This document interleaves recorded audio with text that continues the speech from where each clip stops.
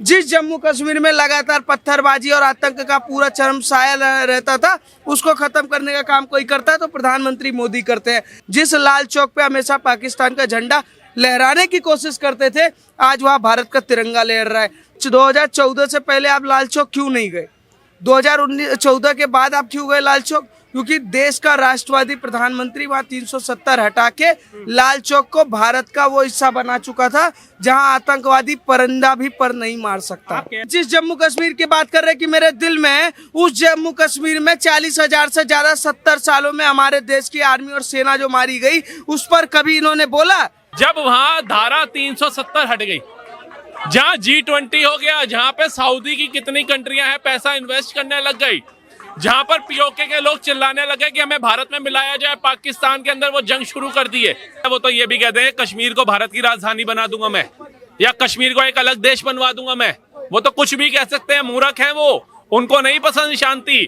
57 Islamic country होने के बाद भी बिना डरे उन्होंने हसीना शेख को महिला सम्मान के तहत शरण दी। तुमने क्या किया? वही महबूबा मुफ्ती जो कहती धारा 370 हटी तो खून की नदियां बहा दूंगी।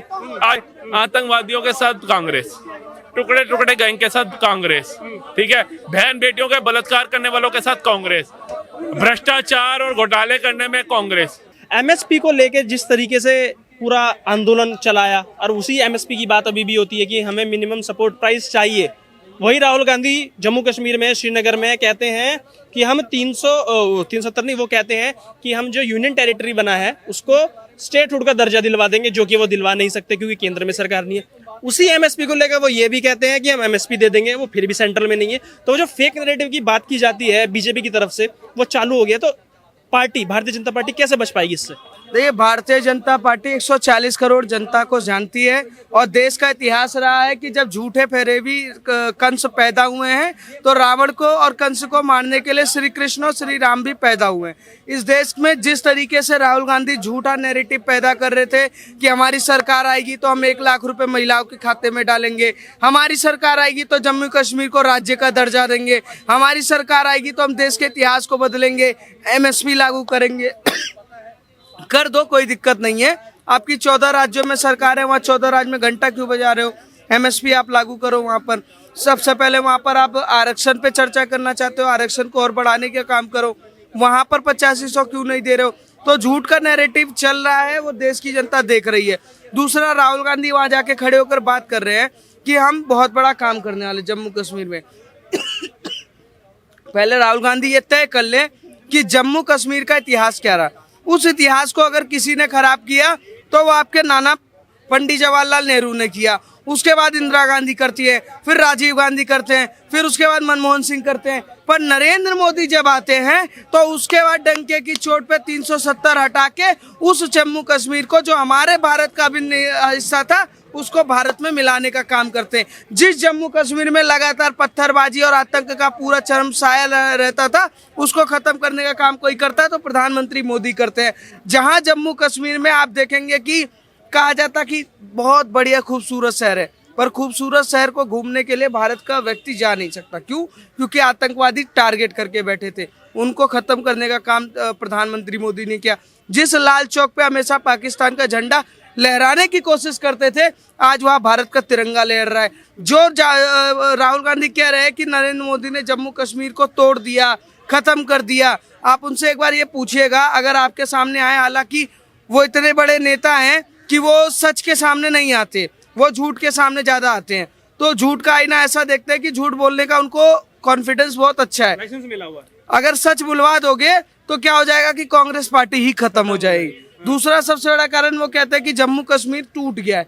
आप उनको ये पूछिए कि 2014 से पहले आप लाल चौक क्यों नहीं गए? 2014 के बाद आप क्यों गए लाल चौक? क्योंकि देश का राष्ट्रवादी प्रधानमंत्री वहाँ 370 हटा के लाल चौक को भारत का वो हिस्सा बना चुका था जहाँ आतंकवादी परिंदा भी पर नहीं मार सकता। आप कह रहे हैं कि राहुल गांधी या फिर जवाहरलाल नेहरू साहब हो चाहे, उन्होंने जम्मू कश्मीर को पीछे ले जाने का काम किया, लेकिन आज जब संबोधित करते हैं, श्रीनगर में बात करते हैं लोगों से, तो कहते हैं जम्मू कश्मीर मेरे दिल में बसा हुआ है। वहाँ के लोगों की पीड़ा मैं समझ सकता हूँ। अब उनके लिए हम काम करेंगे। भारतीय जनता पार्टी ने जो चीजें उनके ऊपर थोपी हैं उनको हम वापस लेंगे और स्टेटहुड का दर्जा भी दिलवाएंगे, ये भी बोल दिया है। कांग्रेस झूठ बोलने में इतनी माहिर है कि चुनाव जीतने के बाद वायनाड नहीं गई। वायनाड नहीं गए राहुल गांधी। इतनी बड़ी त्रासदी आ गई तो 4 दिन लग गए उनको जाने के लिए। ठीक है, त्रासदी आ गई, 4 दिन लगे सरकार उनको जाने के लिए। ठीक है, वही काम ये रायबरेली में करते हैं। ये चुनाव जीत जाते हैं तो शहजादे की तरह, राजकुमार की तरह ये देश को सोचते हैं कि मेरे बाप का देश है और मैं इसको अपने हिसाब से चला लूंगा। कैसे? झूठ बोलकर, मक्कारी करके, देश के टुकड़े करके। ये जिस जम्मू कश्मीर की बात कर रहे हैं कि मेरे दिल में है, उस जम्मू कश्मीर में 40,000 से ज्यादा 70 सालों में हमारे देश की आर्मी और सेना जो मारी गई उस पर कभी इन्होंने बोला? जिस जम्मू कश्मीर की बात कर रहे हैं वहां पर जिस तरीके से आतंकवाद का साया था, इनकी सरकारें रहती थी, इन्होंने क्या किया?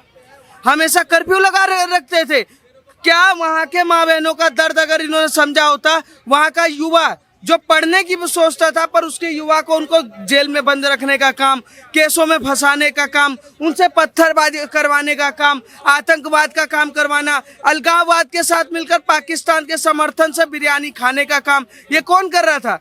स्वयं राहुल गांधी की परिवार और राहुल गांधी भी कर रहे थे।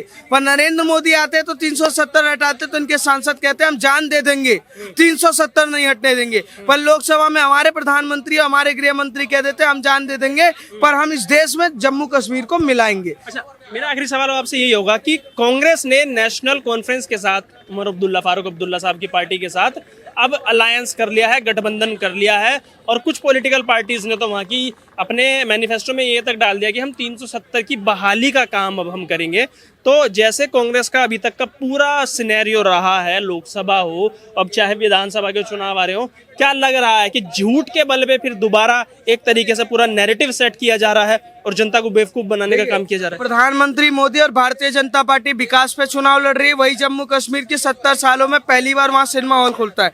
वही जम्मू कश्मीर की 70 सालों में पहली बार देश का सबसे बड़ा ब्रिज जम्मू कश्मीर में बनता है। वही जम्मू कश्मीर की देश का सबसे बड़ा मॉल जम्मू कश्मीर में बनता है। वही जम्मू कश्मीर जो पत्थरबाज से पूरी तरीके से खत्म होता है। नरेंद्र मोदी विकास और भ्रष्टाचार से जीरो टॉलरेंस और आतंकवाद से जीरो टॉलरेंस की नीति के साथ चुनाव लड़ेंगे। ये झूठ और फरेब से लड़ सकते हैं। हालांकि अगर जम्मू कश्मीर की जनता विकास पर वोट डालेगी तो प्रधानमंत्री मोदी जी वहां पर सरकार बना सकते हैं, जम्मू कश्मीर में उनकी सरकार बन सकती है। पर वो धर्मवाद पे, आतंकवाद पे या किसी और चीज पे डालते हैं या झूठ पर वोट डालते हैं तो वहां पर दोबारा से आतंकवाद जम्मू कश्मीर में ये लाने की कोशिश करेंगे। वो है राहुल गांधी।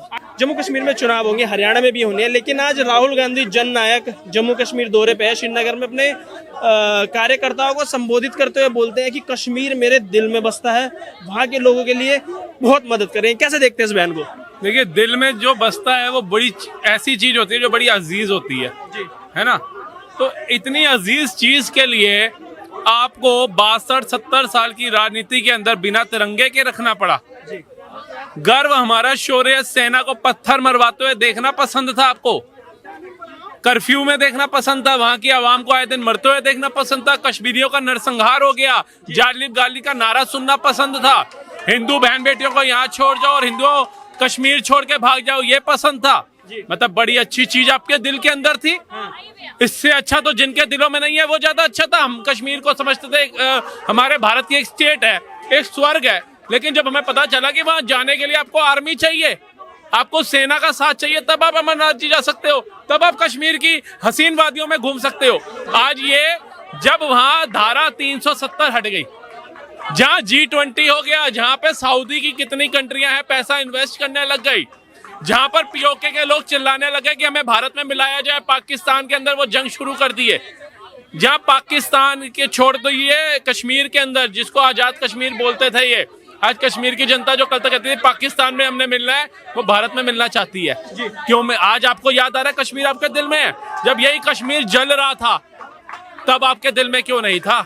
आज आप बहन भाई वहां बर्फ से खेलते हैं, बाइक राइडिंग करते हैं लद्दाख में, आपको कश्मीर आज हंसता खेलता। आपकी सरकार, आपके दादा नाना बाप क्यों नहीं इसको संवार पाए?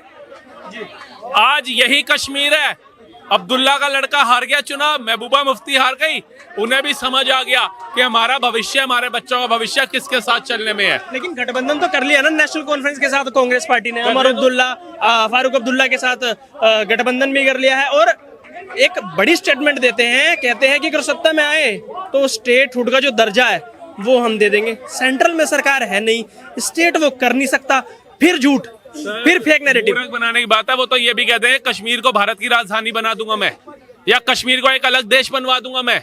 वो तो कुछ भी कह सकते हैं, मूर्ख है वो, उनको नहीं पसंद शांति। आप ये बताइए 14 साल 2014 के अंदर आए थे, 11वां साल चल रहा है मोदी सरकार को। आप बताइए कितने वहां पर कर्फ्यू देख लिए, कितने सेना को पत्थर खाते हुए देख लिए। हमने तो आज जम्मू से श्रीनगर तो ट्रेन देखी है, चिनाब ब्रिज सबसे हाइट पे बनता हुआ देखा है, इन बहन भाइयों को बर्फ से खेलते हुए देखा है, शिकारा में घूमते हुए देखा है, 1 लाख समथिंग करोड़ की वहां पर रेवेन्यू बनते हुए देखा है, जो टूरिस्ट से आया, टूरिज्म से आया। इससे पहले क्यों नहीं था, क्यों जल रहा था मेरा कश्मीर, तब ये क्यों चुप थे? आज इन्होंने गठबंधन किया, किससे किया? जिनको भी वहां की जनता ने लात मार के भगाया है। तुम्हें भारत के अलग अलग राज्यों ने लात मारी, उनको कश्मीर के अंदर जिनके बाप दादा राज कर रहे थे उनके बच्चों को लात मारी कश्मीर के अवाम ने।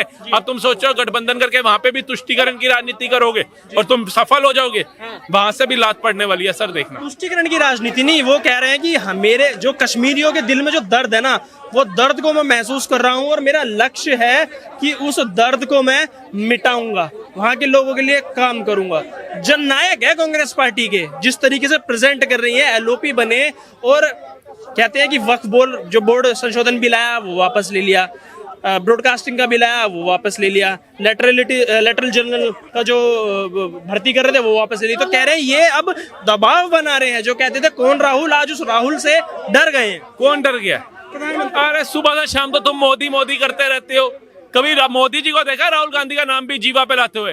वो कभी पता चलता है भैया कहीं ऑस्ट्रेलिया है, कभी आज यूक्रेन में भी गए हुए हैं, उससे पहले रूस गए थे, सर्वो सामान लेकर के आए, उससे पहले अलग अलग कंट्रियों में वो जा रहे हैं, संबंध मजबूत कर रहे हैं। 57 इस्लामिक कंट्री होने के बाद भी बिना डरे उन्होंने हसीना शेख को महिला सम्मान के तहत शरण दी। तुमने क्या किया? आज कश्मीर तुम्हारे दिल के अंदर है, 11 साल से सांसद बने हुए हो तुम, हैं? एक मुद्दा बताओ जो संसद के अंदर इन्होंने कश्मीरियों के लिए उठाया हो, एक मुद्दा तो बताओ, एक आवाज तुमने कश्मीरियों के लिए नहीं उठाई। तुम्हारे ही सामने शोरे हमारी सेना पत्थर खाती रही, वहां कर्फ्यू में जलता रहा कश्मीर, तुम क्या बोले?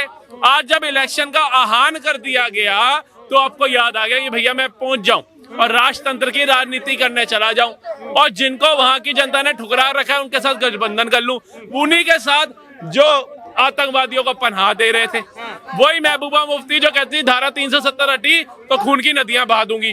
आज उमर अब्दुल्ला जो कहता था कि भैया पाकिस्तान को और आतंकवादियों को खत्म करना आसान काम नहीं है, पूरा भारत जल जाएगा, उनके साथ गठबंधन कर रहे हो। तो सर एक बात बताइए, आतंकवादियों के साथ कांग्रेस, टुकड़े टुकड़े गैंग के साथ कांग्रेस, ठीक है, बहन बेटियों के बलात्कार करने वालों के साथ कांग्रेस, भ्रष्टाचार और घोटाले करने में कांग्रेस, फिर ये कहते हैं मैं प्रधानमंत्री क्यों नहीं बनता, जनता क्यों बनाएगी इनको प्रधानमंत्री। एक तो देश हित की बात बताइए जो आप देश हित में करी हो, सेना के सम्मान के लिए आप गए हो, आप बताइए। सेना के लिए तो वो ये बोलते हैं ना कि जब पुलवामा हो जाता है, उरी हो जाता है, तो वो ये बोलते हैं कि ये तो मोदी सरकार ने करा दिया, ये मोदी सरकार चुनाव से पहले ही क्यों आतंकवादी हमले होते हैं, पुलवामा और उरी का आरोप लगाया ना सीधे सीधे। एक बात बताओ उनको, कहो फिर अभिनंदन आया, ये भी मोदी सरकार ने छुड़वाया, एक्सेप्ट करो।